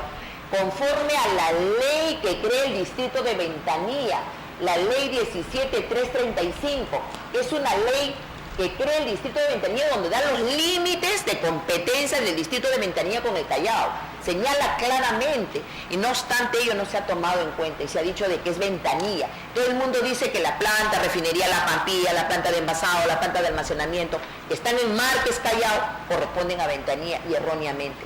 Yo he presentado la ley que crea el distrito de Ventanilla donde señala claramente los límites y sin embargo la Corte del Callao está usando solo el argumento del DNI decir su DNI dice que vive en Lima y no tome en cuenta que el artículo, y dice la prórroga dice la competencia es improrrogable, pero no tome en cuenta que el artículo 51 le da al demandante dos opciones.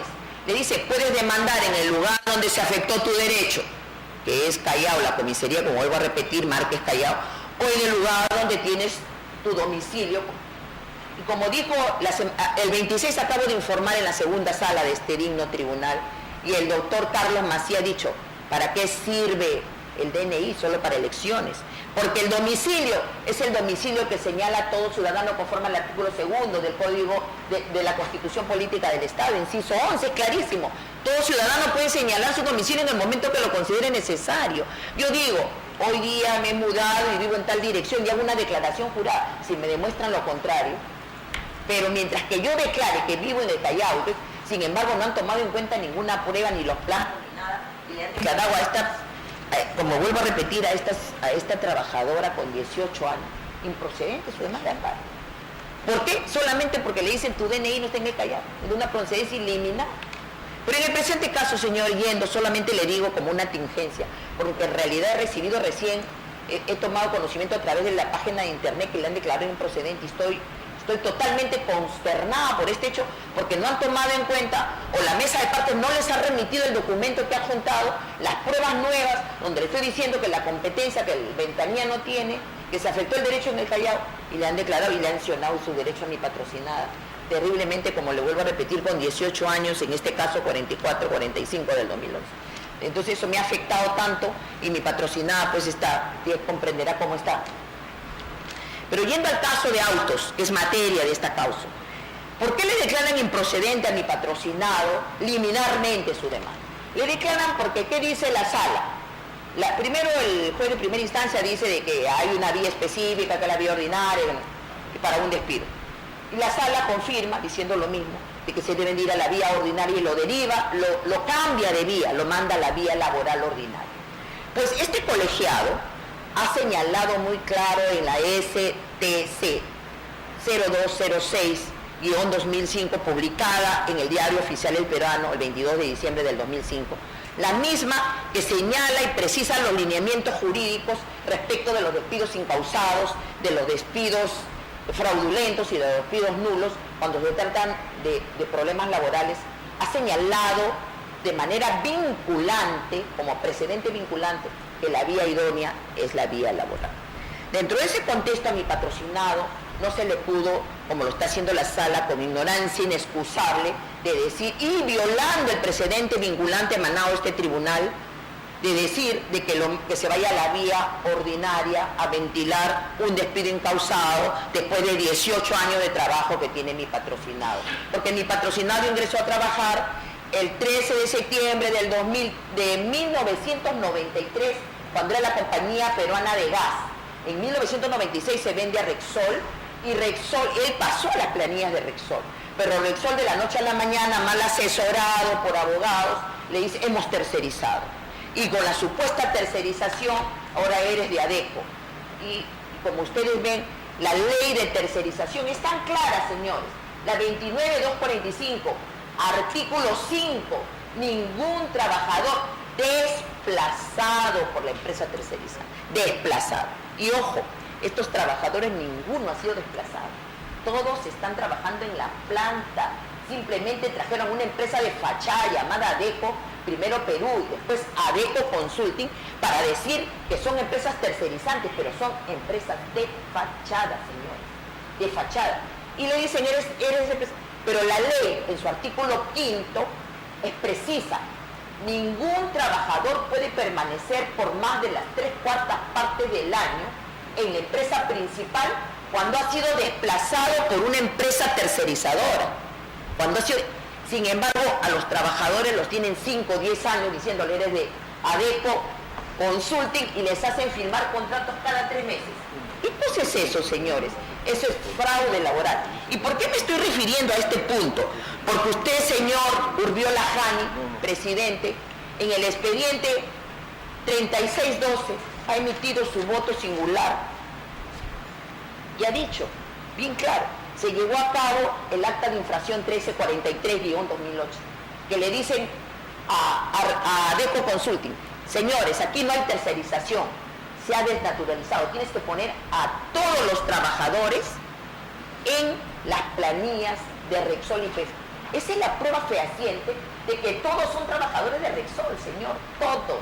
Dice, no hay tercerización, porque tienes a los trabajadores por 5 años, por 10 años, porque no puede ser, señor, que los tenga en una supuesta tercerización, violando la ley. El artículo 5º nadie lo lee, de la ley 29.245.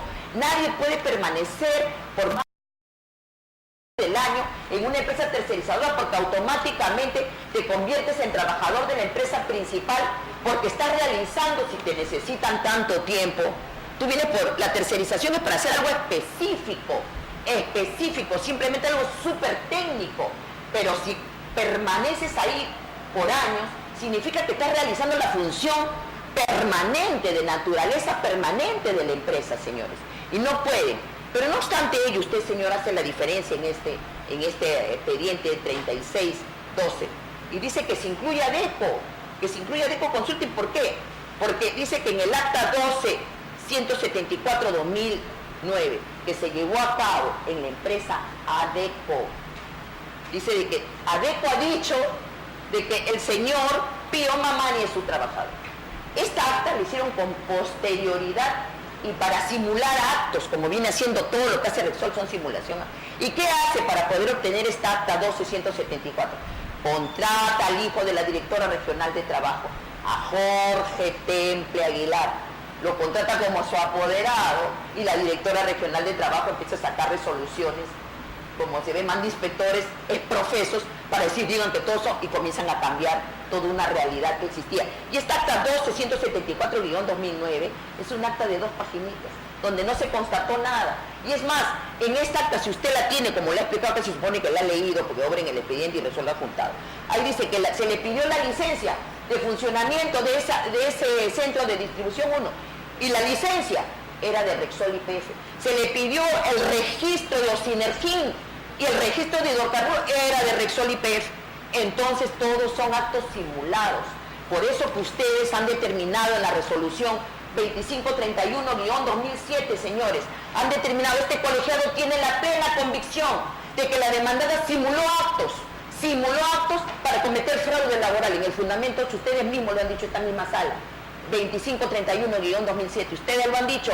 Este colegiado tiene la plena convicción que la demandada simuló actos para cometer fraude laboral contra los trabajadores, y por eso que procede la reincorporación inmediata de los trabajadores, porque todo proceso constitucional es un proceso de tutela de urgencia, y estos señores con 18 años de trabajo, señores, 18 años de trabajo, los votan por un vencimiento de contrato. ¿Eso qué cosa es, señor? Es una aberración jurídica. Eso es la desnaturalización de todo lo que es el sistema laboral peruano, señor. Por eso les pido, señores, que amparen, que declaren fundado mi amparo y que ordenen la inmediata que se admita a trámite mi demanda para que mi patrocinado tenga acceso a la justicia y una correcta justicia, como es lo que nosotros estamos pidiendo. Vista la causa, al voto. Ya, señor. Gracias. Causa número 52.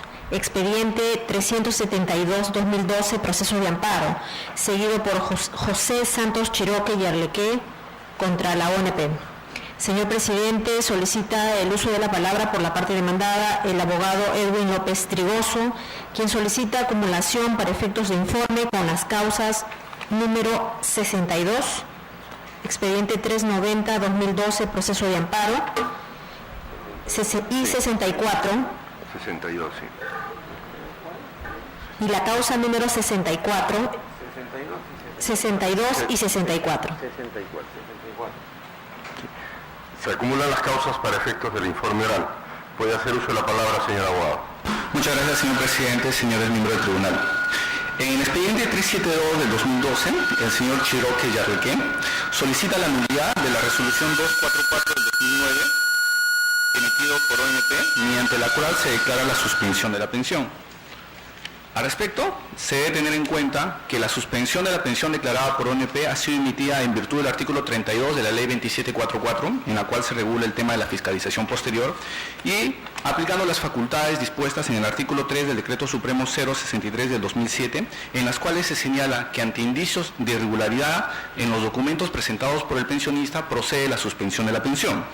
Es más, ya el Tribunal Constitucional en los expedientes 3540 del 2010, 3545 del 2010 y 1172 del 2011 señaló que es razonable la suspensión de la pensión cuando existan indicios de irregularidad en la documentación presentada por los pensionistas.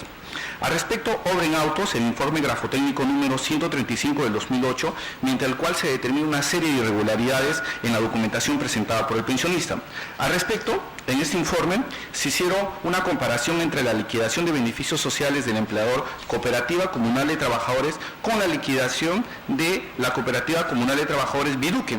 En esta se determinó que existía uniprocedencia mecanográfica en documentos que fechados desde el año 72 hasta el año 88.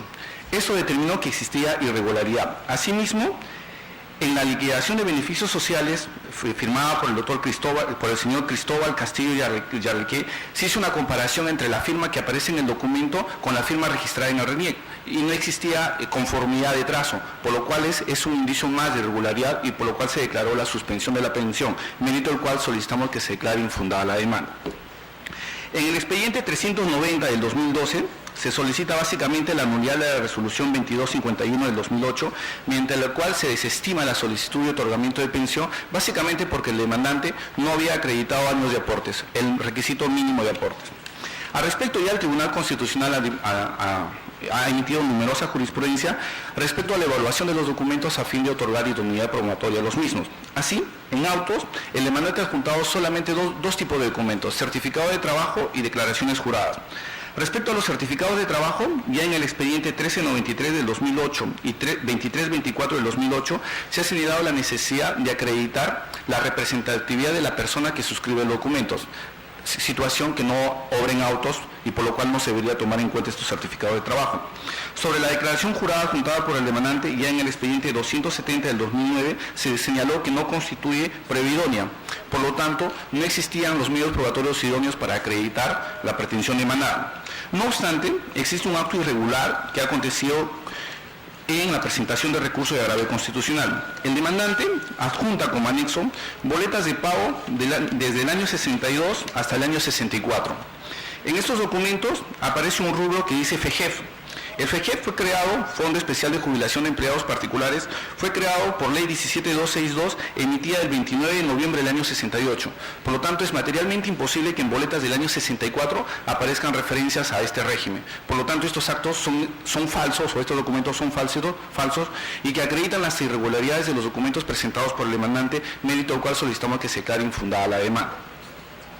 Finalmente, en lo que respecta al expediente al expediente 395 del 2012, el demandante solicita el otorgamiento de una pensión de invalidez dentro de la ley 26790, pues señala que padece enfermedad profesional. Al respecto existe un hecho relevante que vuestro tribunal debe tomar en cuenta, que el señor Chacón Carlos viene elaborando en la actualidad en Volcan Compañía Minera. Al respecto, si nos remitimos al reglamento de la Ley 26790, al Decreto Supremo 003-98 SA, en su artículo 19 dice: el derecho a las pensiones de invalidez del seguro complementario de trabajo riesgo se inicia una vez vencido el periodo máximo de subsidio por incapacidad. Este requisito es además reiterado en el 25.6.1 literal C del mismo Decreto Supremo, en las cuales se señala que para la obtención de la pensión de invalidez es requisito adjuntar el certificado de inicio, fin y goce del subsidio de incapacidad. Y finalmente, en el 26.2 del Decreto Supremo 003-98-SA se reitera este cumplimiento de requisitos. Por lo tanto, cuando un trabajador que padece de una enfermedad profesional con incapacidad parcial, es requisito que viene elaborando en la actualidad que acredite el goce de subsidio previo, y eso ha sido ratificado incluso por el Tribunal Constitucional en la sentencia 2513 del 2007, en la cual expresamente se dijo al respecto: este tribunal considera que el goce previo del subsidio de incapacidad temporal como condición para acceder a la pensión de invalidez constituye un requisito razonable. Por tanto, al no estar acreditado en autos que el demandante, que viene elaborando en la actualidad en Volcan Compañía Minera, ha gozado del subsidio por el periodo máximo de ley, no procede el otorgamiento de pensión alguna bajo la Ley 26790, por lo cual se declara infundada la demanda. Vistas las causas, al voto. Causa número 56, expediente 379-2012, proceso de amparo, seguido por María Teodomira Lezama Rojas contra la ONP. Señor presidente, solicita el uso de la palabra por la parte demandada la abogada Sally Martínez Pumayauli. Señorita abogada, puede hacer uso de la palabra. Muy buenos días, señores magistrados. El día de hoy vengo a informar la causa señalada, donde tiene como pretensión principal que se le otorgue pensión de jubilación en base a sus 26 años de aportaciones, más el pago de las pensiones devengadas e intereses legales. Cabe señalar que mi representada, la ONP, le negó la pensión toda vez que no registra aportación alguna en el sistema. Es así que tanto el juzgado como la sala declaran improcedente la demanda en mérito a la aplicación de la sentencia vinculante y la resolución aclaratoria de la 4762-2007, que nos señala la evaluación de los documentos presentados. En este caso, la demandante presenta certificado de trabajo y declaraciones juradas, todas en copia simple, sin adjuntar el poder o de la persona que lo suscribe, a efectos de comprobar qué relación tiene con la empresa. Asimismo, en mérito a la existencia de un informe grafotécnico donde se revela o donde se advierte cierta irregularidad, ¿no? Tanto el juzgado como la sala son del parecer que es necesario que se realicen nuevas pericias, y al ser esto un proceso de acción de amparo donde carece de prueba de etapa probatoria, se requiere, ¿no?, que el demandante inicie el proceso en la vía correspondiente. Bajo estas consideraciones solicito que se confirme la resolución que declara improcedente la demanda. Vista la causa, al voto. Causa número 60, expediente 385-2012, proceso de amparo, seguida por Sheila Belén Palacios Rodríguez contra la SUNAT. Señor presidente, solicito el uso de la palabra por la parte demandada el abogado Enrique Guerrero González. 60. Sí, 60. Señor abogado, puede hacer uso de la palabra. Muchas gracias, señor presidente, señores magistrados, ante todo, muy buenos días. En el presente caso, señores magistrados, solicitamos a este ilustre colegiado se sirva confirmar las sentencias venidas en grado y se declara infundada la presente demanda por los siguientes fundamentos. Conforme ha sido acreditado debidamente, la demandante inició sus servicios como practicante en la Oficina Nacional de Huacho de la SUNAT a partir del 1 de agosto del año 2007 hasta el 31 de julio del año 2009, en virtud de un convenio de prácticas preprofesionales, los cuales contaba con la respectiva carta de acreditación de la Facultad de Derecho de la Universidad Sánchez Carrión. Y además, por cuanto, una vez realizada o suscrito este convenio de prácticas preprofesionales, a la demandante se le asignó tareas con la finalidad de contribuir a su formación profesional como estudiante de Derecho en su condición de egresada. En este orden, conforme a los documentos que quedan en auto, se le asignó a la demandante la labor de manejo de documentación de trámite, revisión de admisibilidad de reclamos, archivo de documentos, remisión de expedientes al archivo de almacén, entre otras labores. Es decir, conforme a los documentos que quedan en autos, correos electrónicos principalmente que ha presentado la demandante, todas las labores que realizó la demandante se circunscriben al convenio de prácticas preprofesionales. Por lo tanto, creemos pues que el convenio de prácticas estuvo dentro del marco de lo que establece la Ley de Modalidades Formativas Laborales y además, por cuanto no se ha desnaturalizado estas labores de prácticas. Conforme a la sentencia venida en grado, tanto el acudo como el en segunda instancia, se ha analizado debidamente la documentación presentada por la demandante y no existe medio probatorio alguno que evidencie que se haya desnaturalizado el convenio de prácticas preprofesionales. Por lo tanto, en la medida que este convenio se suscribió conforme a lo que establece la Ley de Modalidades Formativas Laborales y porque además los medios probatorios evidencian que la SUNAT contribuyó a su formación profesional como estudiante de Derecho, no existe la vulneración al derecho al trabajo. Máxime, si reiteramos, a través del convenio de prácticas profesionales no había contrato de trabajo. Creemos, por lo tanto, señores magistrados, que en la medida que no está debidamente acreditado, la demanda pues deviene infundada conforme ha sido ya resuelto por instancias inferiores y por lo tanto solicitamos a este ilustre colegiado se sirva declarar infundada la presente demanda. Es todo, señor magistrado. Vista la causa, al voto. Causa número 65. Expediente 396-2012, proceso de amparo, seguido por Felipe Flores Murga contra la ONP. Señor presidente, solicita el uso de la palabra por la parte demandada el abogado Carlos Alberto de Negri Esparro, quien solicita acumulación para efectos de informe con la causa número 66. Señor abogado, puede hacer uso de la palabra. Presidente, señores magistrados, en el proceso 396, el señor Felipe Flores Murga interpone acción de amparo contra la ONP alegando que se han violado sus derechos constitucionales por habérsele denegado la pensión de jubilación bajo el régimen general. Alega haber aportado más de 20 años de aportaciones al Sistema Nacional de Pensiones, sin embargo la ONP solo le ha reconocido 16 años. Estos 5 años que él alega haber aportado adicionalmente adjunta como medio probatorio únicamente una liquidación de beneficios sociales. Ni siquiera adjunta certificado de trabajo ni documentación anexa que permita corroborar estas aportaciones. La sala consideró que estos documentos son insuficientes para acreditar aportaciones y declara improcedente la demanda, además por notar que periodo que figura en la liquidación de beneficios sociales corresponden a 2 exempleadores, al Ministerio de Vivienda y una cooperativa. Por tales consideraciones solicitamos que se confirme la sentencia de niega grado de apelación que declara improcedente la demanda. En el proceso del 397 del 2012, Alejandro Ramos Sancho, el demandante solicita pensión de jubilación bajo el régimen de construcción civil. Alega haber aportado las aportaciones mínimas para obtenerlas, que son 15 años bajo dicho régimen. La ONP le reconoce 9 años. Como medios probatorios adjunta únicamente su tarjeta de inscripción en el Seguro Social del Empleado. Documentación totalmente insuficiente para acreditar todo el periodo que él debe haber aportado. Por tales consideraciones también solicitamos que se confirme la sentencia de niega grado de apelación que declara improcedente la demanda. Muchas gracias. Vistas las causas, al voto. Causa número 73. Expediente 414-2012, proceso de amparo, seguido por Gualberto Rosales Fabián contra la ONP. Señor presidente, solicita el uso de la palabra por la parte demandada el abogado Juan Carlos Rojas Vargas. 73. Señor abogado, puede hacer uso de la palabra.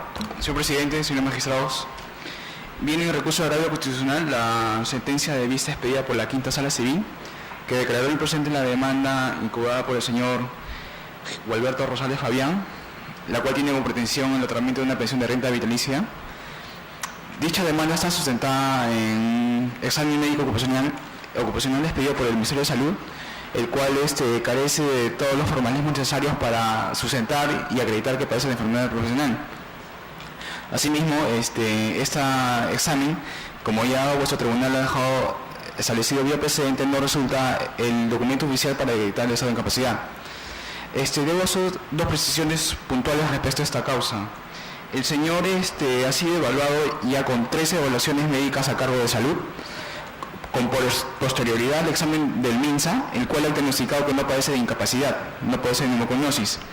Y segundo, estos medios probatorios, tanto el examen del MINSA como de salud, ya han sido valorados en un anterior proceso de amparo, el cual llegó hasta vuestro tribunal y se declaró infundada la demanda. Dichos antecedentes se remontan al expediente 2649-2007 PATC, en el cual vuestro colegiado también ya valoró estos documentos y desestimó la demanda. En vista de ello, solicitamos que la presente acción sea desestimada ante sus extremos. Vista la causa, al voto.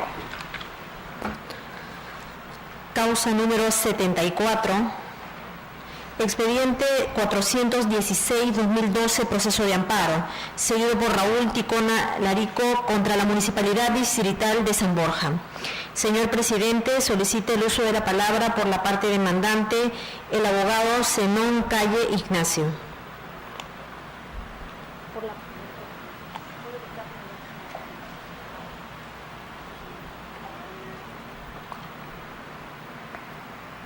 Señor abogado, puede hacer uso de la palabra. Señor presidente y señores magistrados, vengo como abogado defensor de Raúl Ticona Larico por agravio constitucional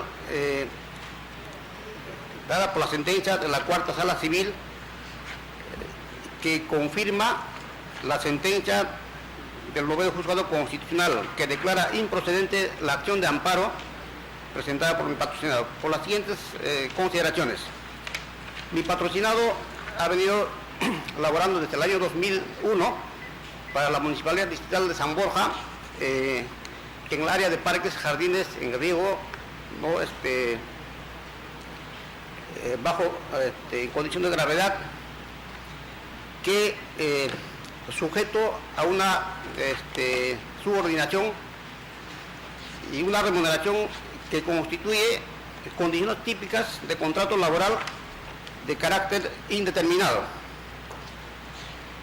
En segunda consideración, al haber superado mi patrocinado el periodo de prueba que acredita más de 9 años de servicios para la Municipalidad de San Borja,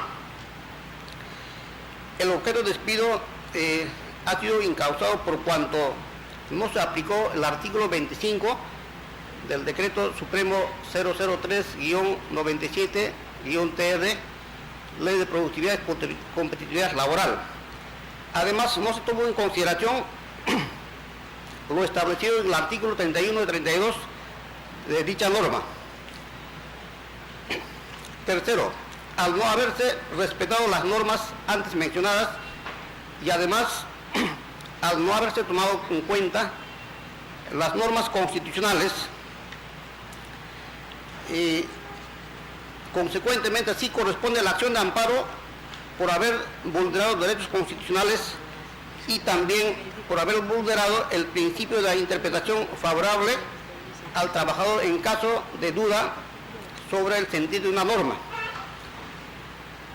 Cuarto, que no es verdad que mi patrocinado haya cesado por terminación de contrato laboral, por cuanto el contrato laboral que ha venido firmando por locación de servicios y posteriormente por contrato de administración de servicios que ha terminado en septiembre de 2009. Señor abogado, sí.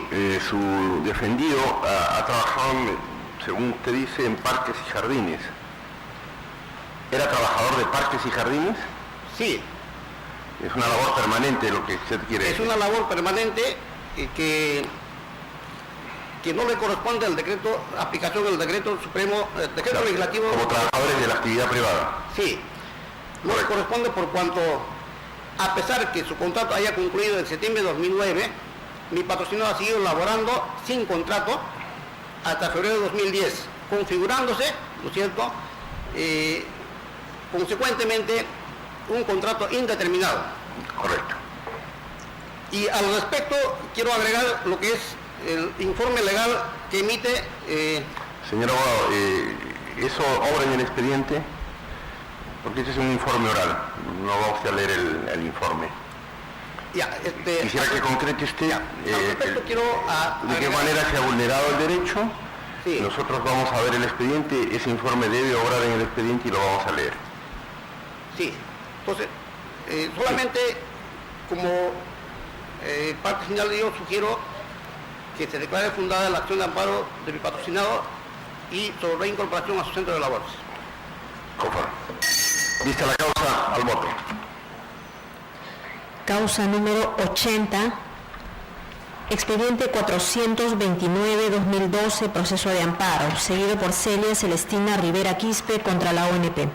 Señor presidente, solicita el uso de la palabra por la parte demandada, la abogada Claudia Gabriela Monzón Díaz.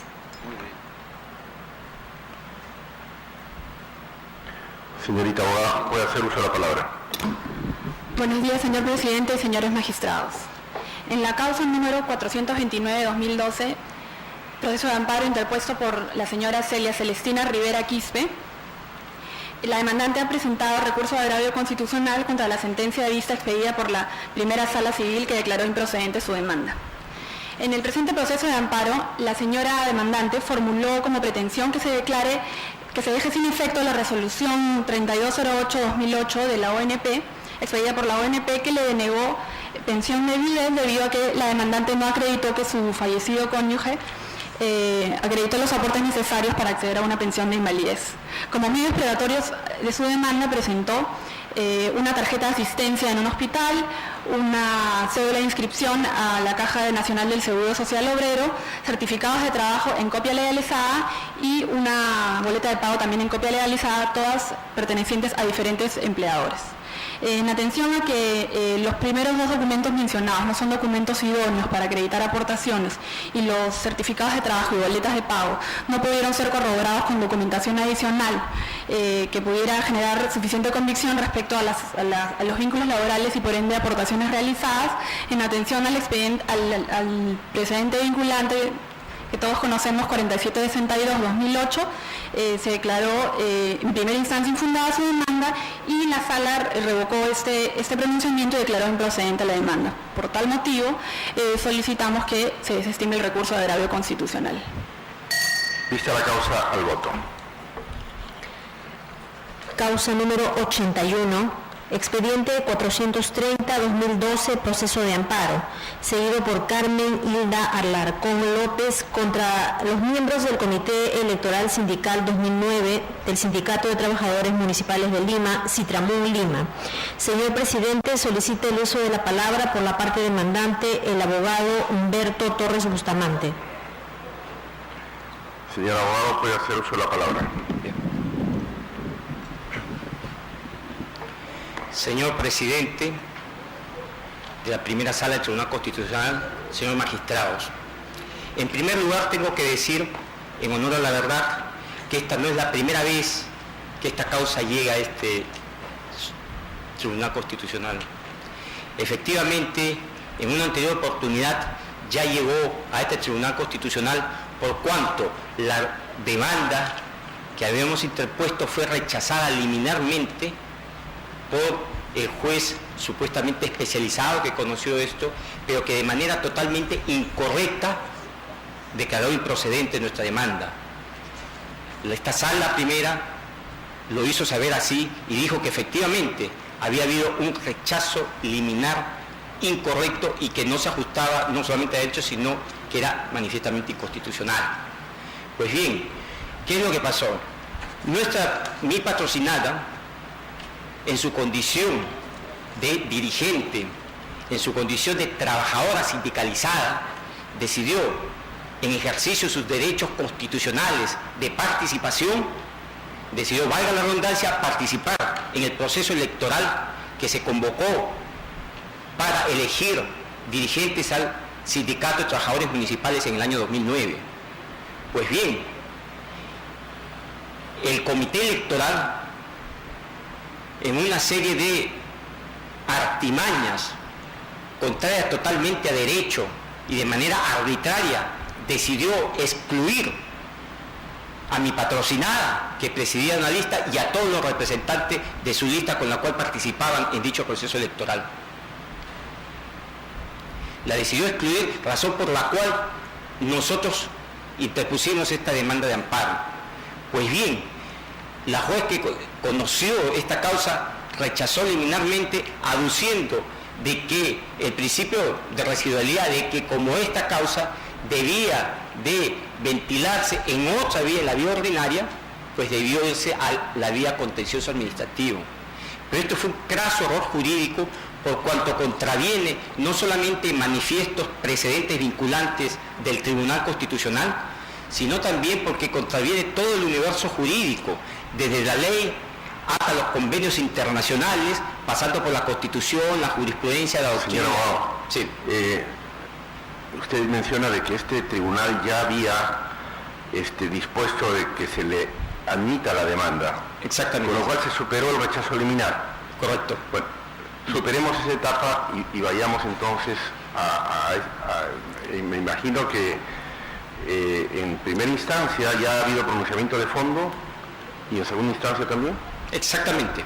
Vayamos a eso, por favor, porque ya ha sido superada en todo caso la etapa del rechazo liminar. Perfecto, está haciendo solamente una introducción para poner en Seamos breves, señor abogado. Entonces, siendo ya así, vamos a la resolución del Tribunal Constitucional. La resolución del Tribunal Constitucional dijo claramente que lo que debían hacer los jueces de mérito era analizar si se habían violado los derechos constitucionales de mi patrocinada, es decir, el derecho de participación y el derecho a un debido procedimiento. Pues bien, el juez que conoció en primera instancia no resolvió en función a ello, resolvió cualquier otra cosa. Mas no solamente ello, sino que incluso se atrevió a decir que mi demanda no contendría un rubro denominado petitorio, lo cual fue un craso error, y eso demuestra que ni siquiera pudieron ver la demanda. Razón por la cual nosotros apelamos, y es ahí donde vamos al punto. La Sala Superior, a conocer ya en grado el fondo de la materia, la Sala dice que mi patrocinada y su lista sindical no hicieron valer su derecho de impugnación, es decir, no interpusieron un recurso de tacha para impugnar la decisión del comité electoral que había decidido excluir a su lista de este proceso electoral. Y eso es un graso error, por cuanto el recurso de tacha no es en puridad, en estricto sensu, un recurso impugnativo. Es un medio de defensa que incluso el reglamento lo establecía así, el reglamento de elecciones, es un medio de defensa que se le confería a todos los trabajadores sindicalizados para que impugnen y excluyan incluso a una lista o a cualquier integrante de la lista, sea individual o colectivamente, que contravengan alguna de las causales que había establecido el estatuto. La Sala declara, por lo tanto, infundada la demanda. Claro, la Sala confirma la sentencia que se había elevado en grado, que queda infundada la demanda. ¿Por qué? Porque dice que no hemos hecho valer nuestro derecho. ¿Cuál es su pretensión a través del recurso de agravio? ¿Qué es lo que se pretende? Ya, efectivamente, en este proceso, efectivamente ya se ha causado un daño, sí, ¿no? Que ya es irreversible, por cuanto ya no es posible volver ciertamente a la situación de hace 2 años. En este caso? Entonces, nuestro pedido, nuestra intervención es, en primer lugar, que aquí se saque un precedente vinculante, o en todo caso, una doctrina jurisprudencial en donde verdaderamente se regule los derechos de participación de los trabajadores en estas instancias sindicales, por cuanto no es posible que las dirigencias, cometiendo todo acto de tropelías y todo acto de barbaridad, porque eso es lo que cometen, se encaraman por los años, se encaraman en las dirigencias y precisamente no permiten el recambio institucional, no permiten que nuevos trabajadores puedan también representar a sus trabajadores, y recurren a una serie de maniobras como están expresamente estatuidas. Yo he señalado y he venido señalando a través de toda la secuela del proceso cuáles son todas esas irregularidades que ha venido cometiendo el comité electoral y que el Poder Judicial ha hecho caso omiso. Ya, pero en este caso concreto el daño es irreparable. Efectivamente. ¿Tienen ustedes que el Tribunal Constitucional establezca precedente? Un precedente. Correcto. De cumplimiento obligatorio. Vamos a estudiar bien el caso, señor abogado. Vamos a estudiar bien el caso y oportunamente emitiremos la resolución. Sí, sí, doctor, porque efectivamente acá se han violado precedentes vinculantes que ya ha sido materia de desarrollo y de exposición. Bien. Entonces, por la causa, al voto. Señor presidente, doy cuenta a usted que las demás causas programadas para el día de hoy no hay informes orales por no haberlos solicitado conforme al reglamento o porque no se han apersonado para realizarlo. Al voto las causas. Se levanta la audiencia.